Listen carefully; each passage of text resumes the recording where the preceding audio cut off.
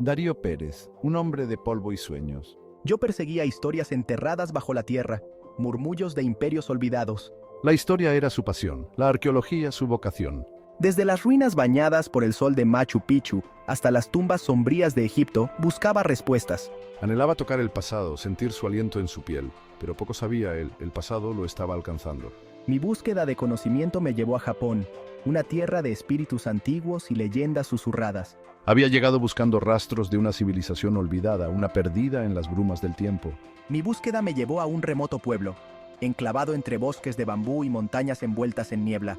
Los aldeanos hablaban de un santuario escondido, un lugar de poder intacto por manos modernas. Mi corazón latía con anticipación. Sabía que había encontrado algo extraordinario. El aire estaba cargado con el aroma de pino y tierra húmeda cuando Darío entró al santuario. La luz del sol se filtraba a través de los árboles, proyectando sombras danzantes sobre las piedras cubiertas de musgo. Se movía con reverencia, sus dedos deslizándose sobre tallados antiguos que parecían vibrar con una energía olvidada. El aire se enfrió, un escalofrío recorrió mi espalda. Sentía una presencia, vigilante y ancestral, observando cada uno de mis movimientos. En el corazón del santuario, bajo capas de polvo y telarañas, yacía un cofre. Estaba hecho de madera oscura, grabado con símbolos extraños que parecían retorcerse y moverse ante mis ojos. Su respiración se detuvo. Esto era el tesoro que había buscado, la llave para desentrañar los secretos de un mundo perdido. Con manos temblorosas, levantó la pesada tapa. Dentro, descansando sobre una cama de seda descolorida, había un medallón. Estaba frío al tacto, un frío que parecía filtrarse en mis huesos. Al levantarlo, los símbolos en su superficie cobraron vida. Una luz cegadora emergió del medallón, envolviendo a Darío en su frío abrazo. ¡Ah! Gritó, cubriéndose los ojos, pero ya era demasiado tarde. El aire crepitaba con energía, el mismo tejido de la realidad se desgarraba a su alrededor. El suelo bajo mis pies se disolvió, reemplazado por un vórtice giratorio de colores indescriptibles. Estaba cayendo, dando tumbos a través de un caleidoscopio de luz y sombra. El miedo, crudo y primitivo, me invadió. Luchaba contra las fuerzas invisibles que me arrastraban hacia abajo, hacia el abismo, pero no había escapatoria. El aire se volvió delgado, dificultando la respiración. La luz se intensificó, cegando su visión. ¡No puedo respirar!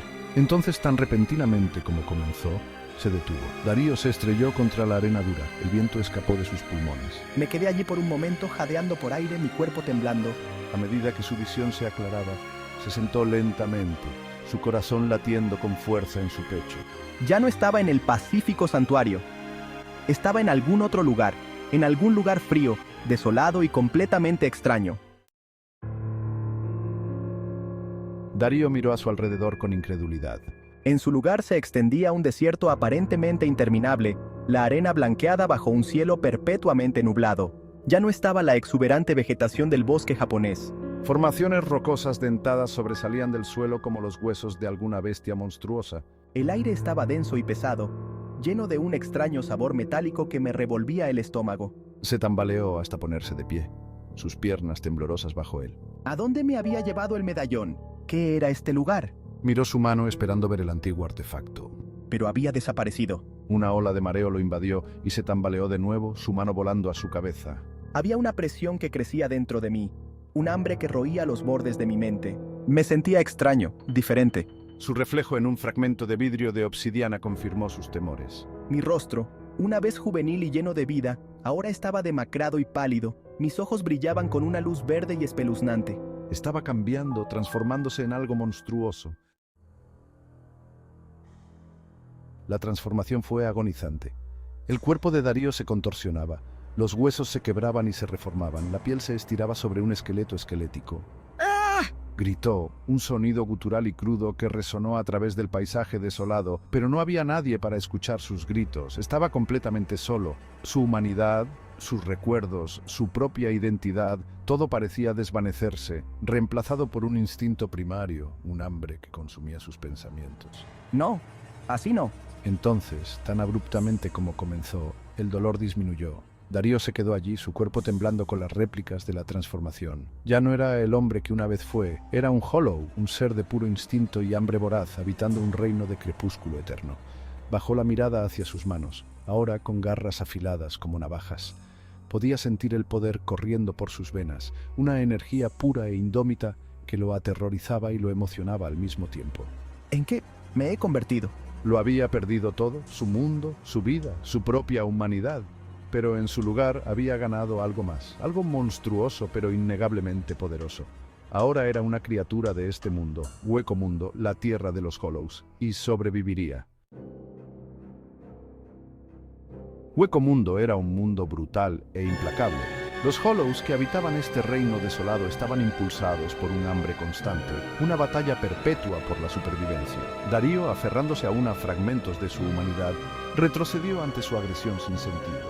Deambuló por el paisaje desolado, una figura solitaria en un mar de formas monstruosas. Aprendió a cazar, a luchar, a sobrevivir en esta nueva y dura realidad. Debo adaptarme. Su tiempo en Hueco Mundo le arrebató los últimos vestigios de su antigua vida. Abrazó sus poderes Hollow, descubriendo una habilidad única para manipular la estructura misma de este mundo. Podía controlar la arena a su antojo, formando garras monstruosas o remolinos de arena que asfixiaban a sus oponentes. Se convirtió en una fuerza a tener en cuenta, un depredador temido incluso entre los monstruosos habitantes de Hueco Mundo. Soy un superviviente. Su nombre, susurrado en voz baja, se convirtió en sinónimo de poder, de supervivencia, de una crueldad nacida de la desesperación. De vuelta en el mundo humano, Darío Pérez se desvaneció sin dejar rastro. Un día estaba allí, documentando meticulosamente sus hallazgos en el antiguo santuario japonés, y al siguiente había desaparecido. Su desaparición provocó un frenesí de especulaciones y esfuerzos de búsqueda, pero nunca se encontró rastro de él. Las autoridades, desconcertadas, finalmente concluyeron que había sufrido un desafortunado accidente, su cuerpo perdido en la implacable naturaleza. Pero hubo susurros, rumores que se difundieron entre quienes estudiaban lo sobrenatural, quienes se adentraban en los rincones prohibidos del mundo. Hablaban de artefactos antiguos, de portales a otros reinos, de un lugar llamado Hueco Mundo, donde las almas eran devoradas y la humanidad extinguida.